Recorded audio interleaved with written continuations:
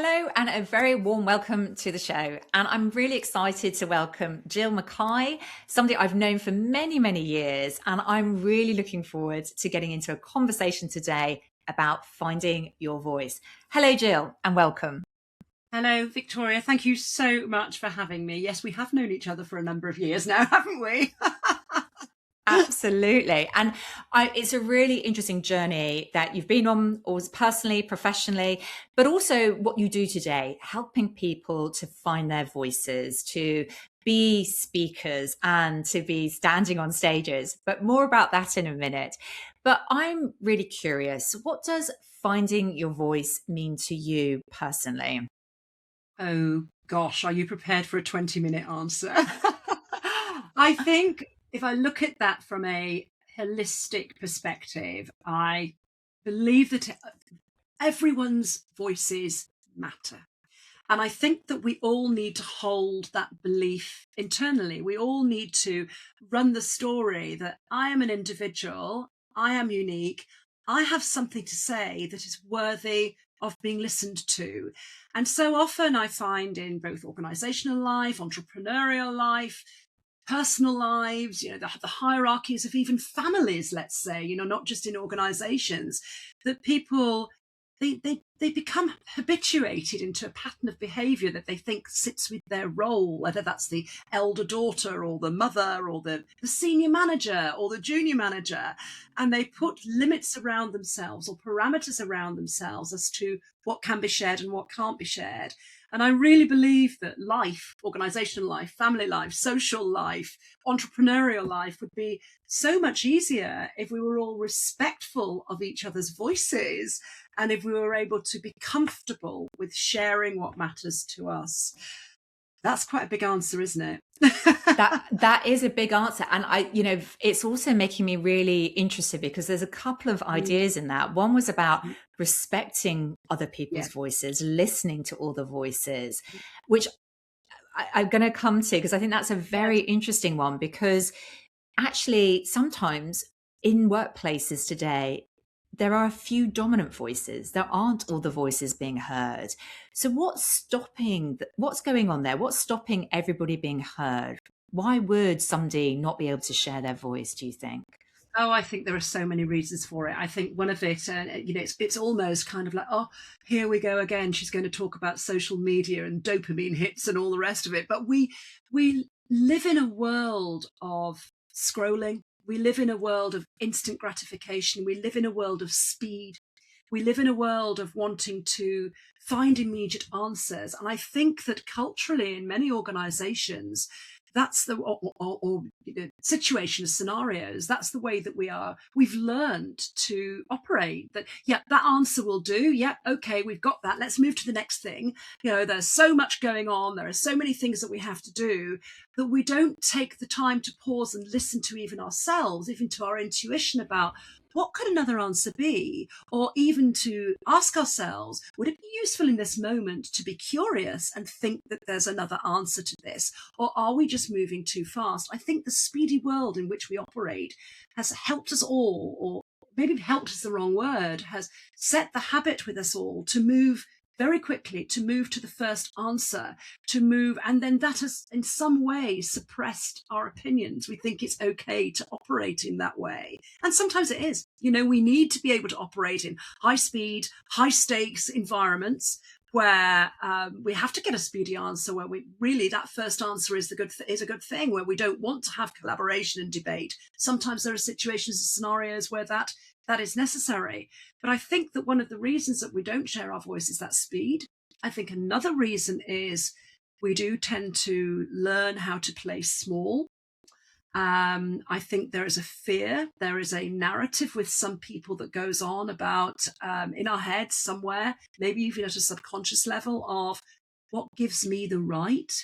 Who would listen to my voice? Who am I even to put this opinion on the table? Actually, they may be dominating, but they have an opinion. Let's just go with that.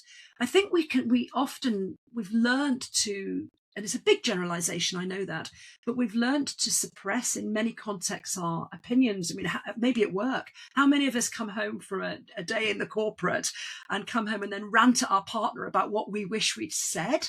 And what is it that's getting in the way of us actually saying it in the real context where it could have added value?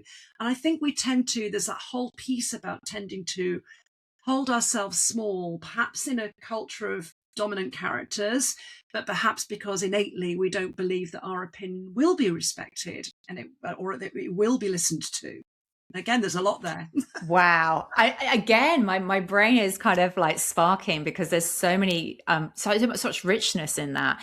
And I'm really, I absolutely agree with you about pace. And I find that interesting about that idea of we need to find the answer, but it's often the first answer that is landed on and very quickly move on. Mm-hmm.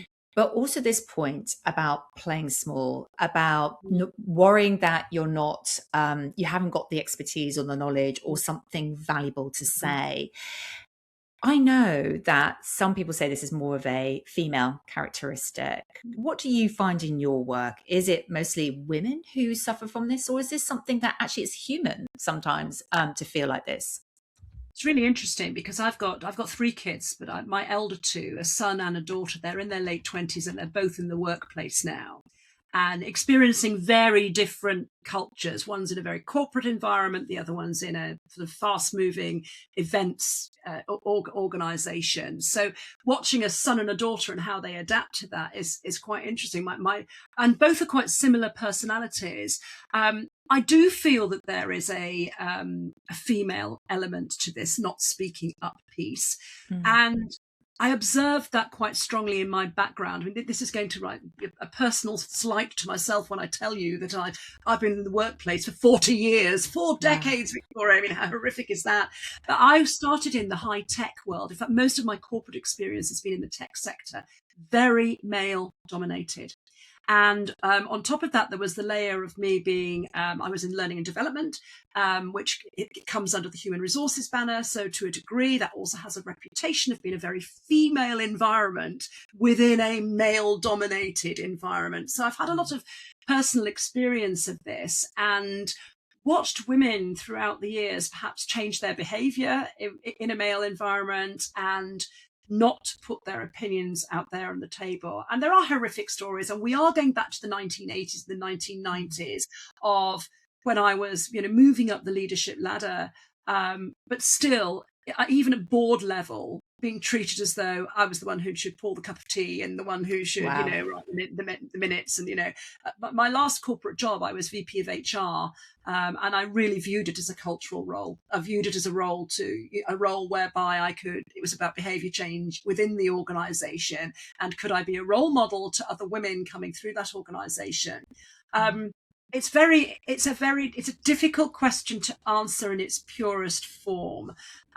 I work with women now, so almost universally. So I'm exposed to women who are very open to express their feelings around how they feel small and how they want my assistance and help and support to walk alongside them to voice their opinions and to really articulate what matters. So I work less with men. So I don't think I can answer that question purely. In observing my son, who's nearly 30, he's doing very well in expressing his opinion. But so is my daughter as well. I think it is potentially, and again, please, let's say this is a big generalization, it's potentially something that women worry about more, that their place in the world of work, and particularly now also when I work more with entrepreneurs, I work with both corporate and entrepreneurial female founders as well. There's a lot of comparison. There's a lot of competition. And certainly in my early days, so 40 years ago, 30 years ago, there didn't seem to be an awful lot of support from women to women in a very competitive environment. I think that makes a difference. I think there's a difference there nowadays. I think social media brings comparison and everybody's success stories, but also at the same time, I see more support, cheerleading. Let's help each other to rise. So I see more support of that, women for women, and more listening and more advocacy for women, which has to be a good thing, right? Absolutely. I mean, I was just listening to your stories as well of like the 80s, the 90s. I think, Mm. as you say, very different cultural moments. Mhm. And, you know, if I overlay a little bit of my own experience, you know, I work with both women and men. I think what is interesting is I think men do also feel this sometimes, not every man, clearly, as the same, not every woman. Yeah. But I think men are less likely to talk about it and are less likely to talk about it openly and publicly. And so I do have conversations with men who do feel like this, but that's in a very private, confidential space. So that I think is the big difference. And of course, you know, through the work that I do globally, I also notice there can be cultural influences Yes, of why course. somebody may not Yeah. speak up or use their voice, or maybe waiting within the hierarchy to be invited to speak up in a meeting or share their voice in a certain way. Yeah.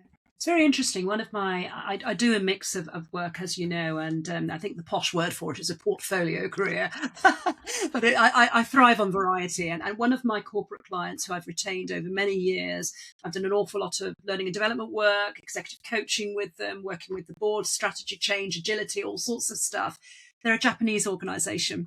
And I had the pleasure of visiting Japan last year. Didn't visit the organisation out there, but it was very, very interesting for me to have been involved within that organisation. And I am respected within the organisation as an external consultant coming in, but with the sort of the hierarchy and the respect and and I don't want this to come across negatively. It's a cultural comment.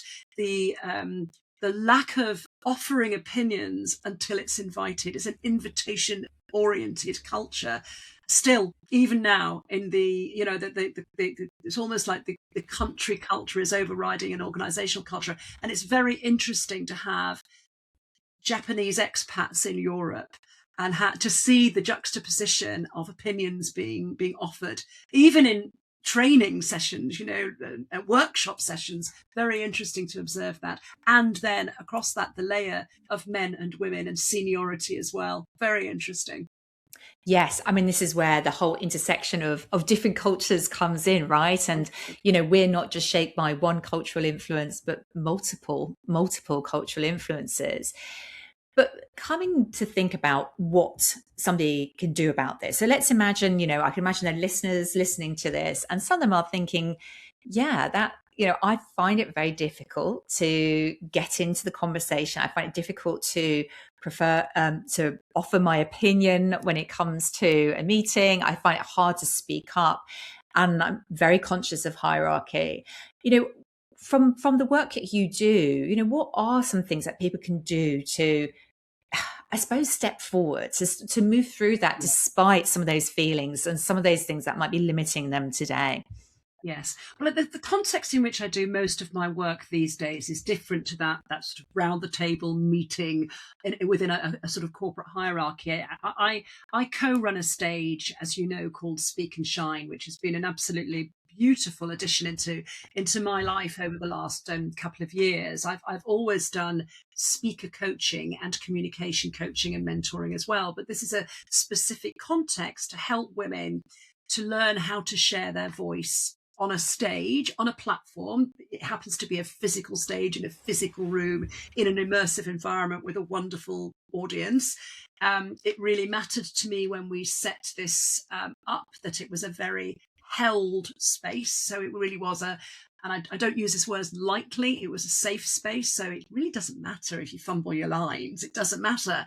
You know, it's a room full of predominantly women who are there empowering others to rise and share their voices and genuinely wanting to hear what people have to say. So we've created a platform for people to where it's really okay for them to be nervous and to have a go at saying what matters to them. So I'm going to go back to the beginning of your question there.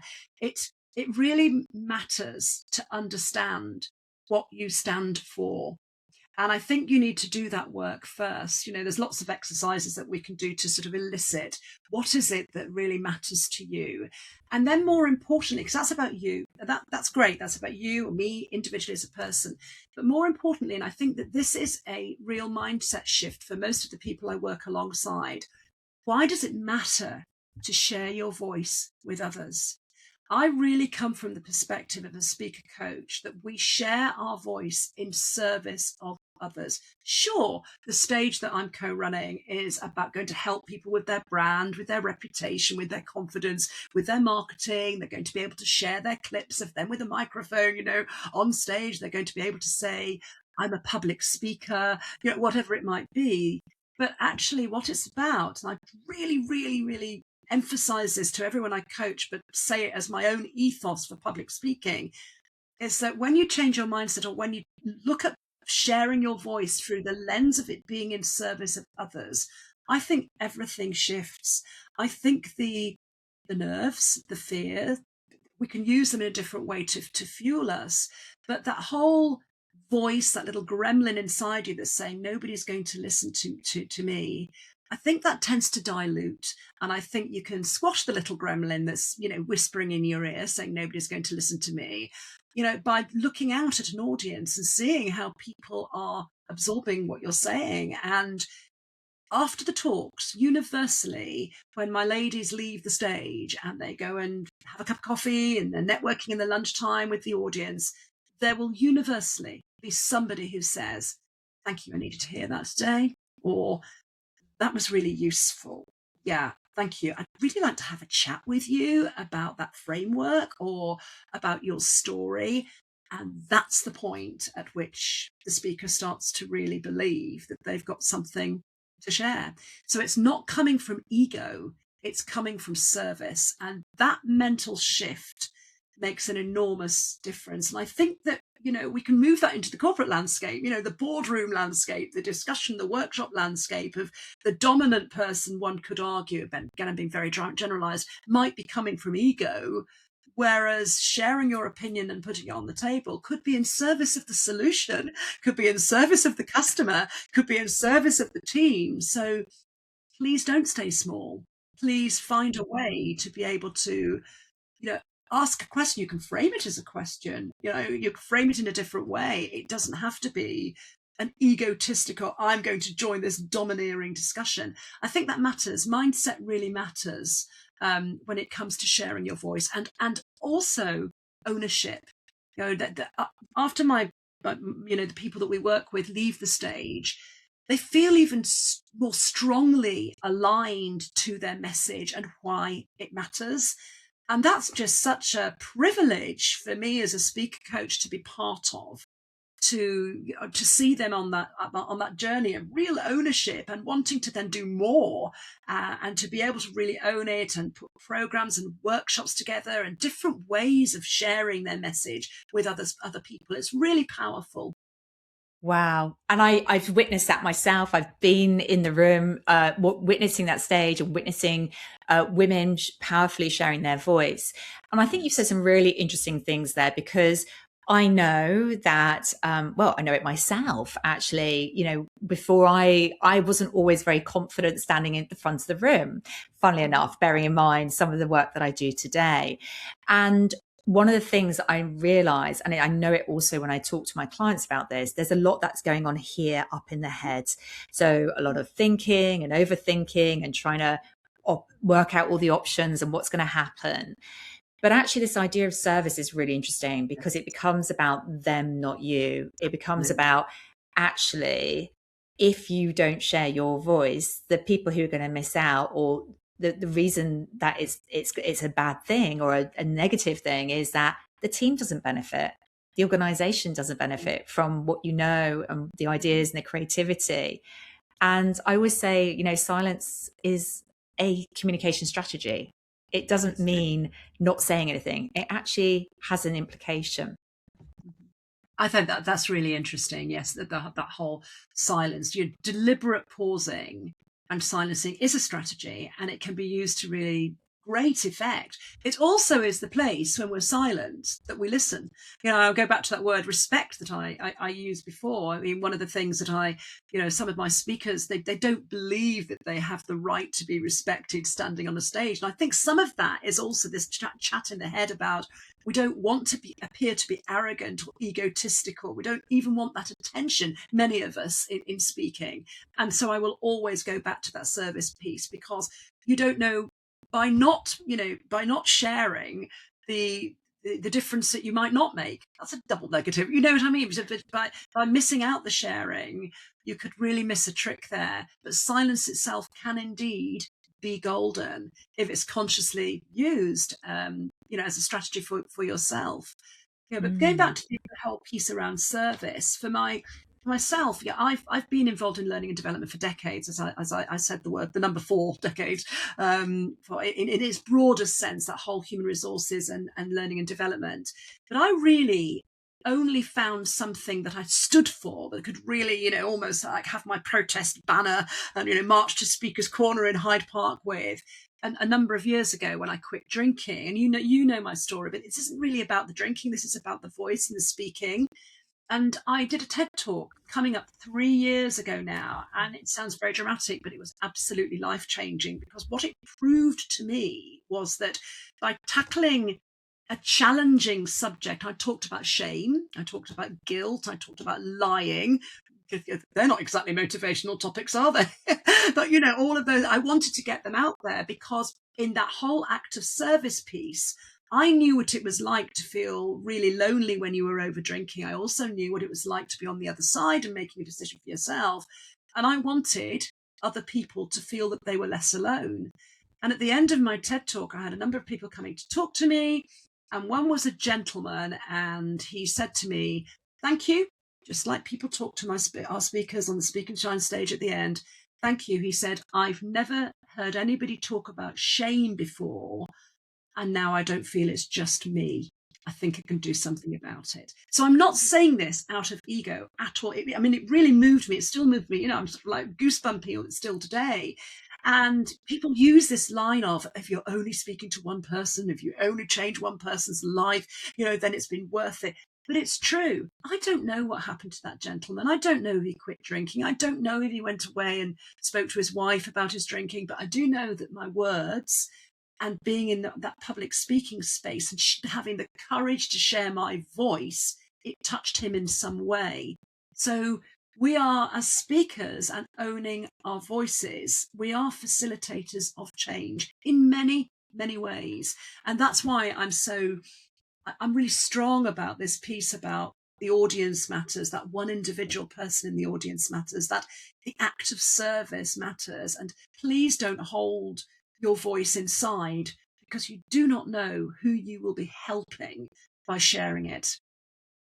I think that's such a powerful thing. And I think that's true whether somebody wants to go indeed do a TED talk, whether it's they're talking at a conference, whether they are, presenting internally or to clients, or, it's actually a presentation, their first presentation, maybe, earlier in career. I mean, that works at all levels.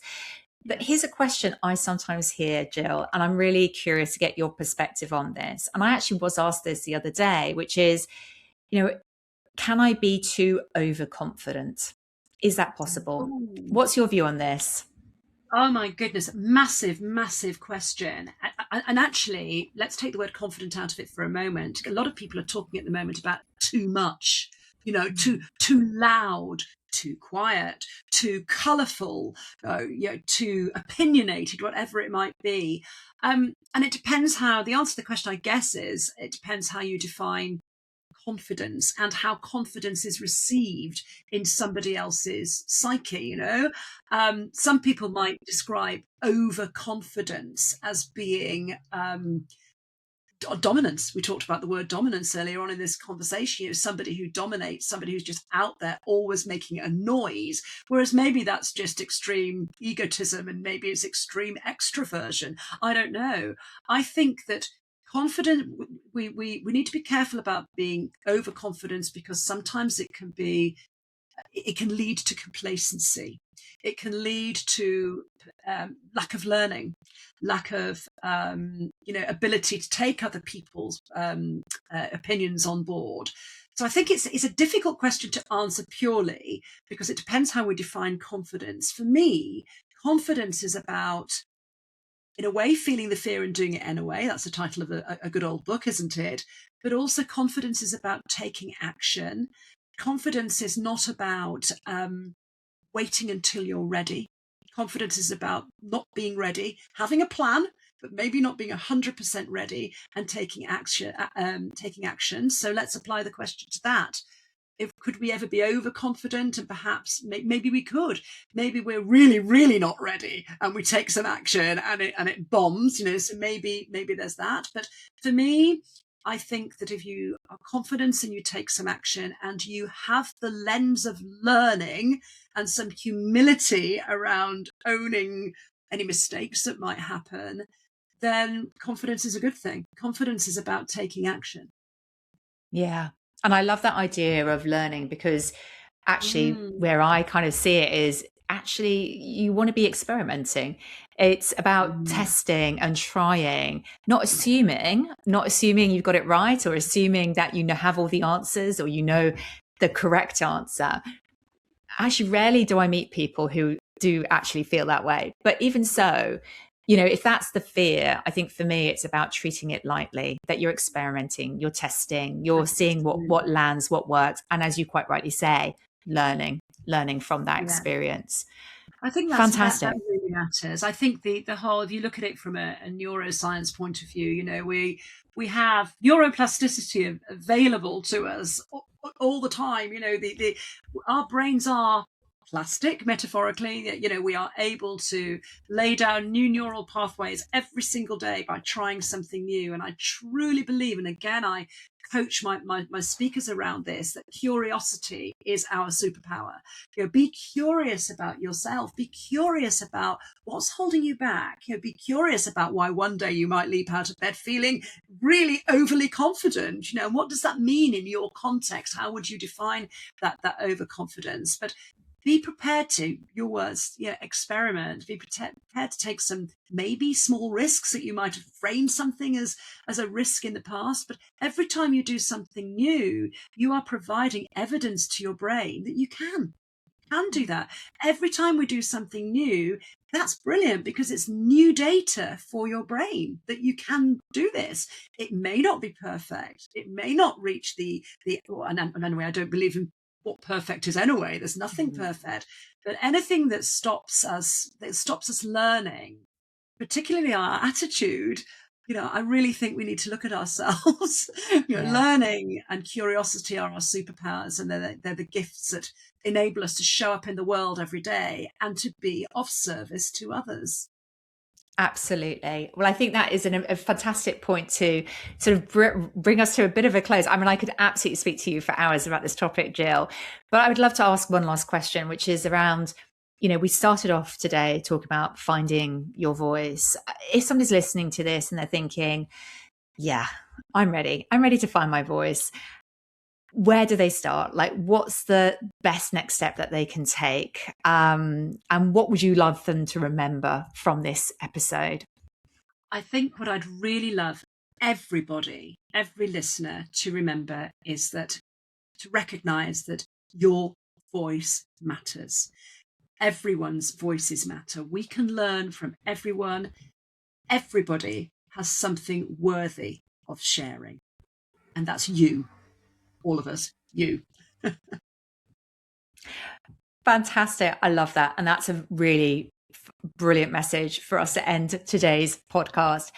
Gill, we will, of course, include all the details of how people can connect with you, find out more about your Speak and Shine speaking stage in the show notes. And I just want to say a huge thank you to you for your time and sharing your own journey, your own speaking journey, but also just really helping us to reframe, like, what does that mean to find your voice? It's been a real pleasure to talk to you today. Thank you, Victoria. Thank you very much for inviting me. I've enjoyed it thoroughly. Excellent. And thank you everyone for listening, and we'll look forward to seeing you next time.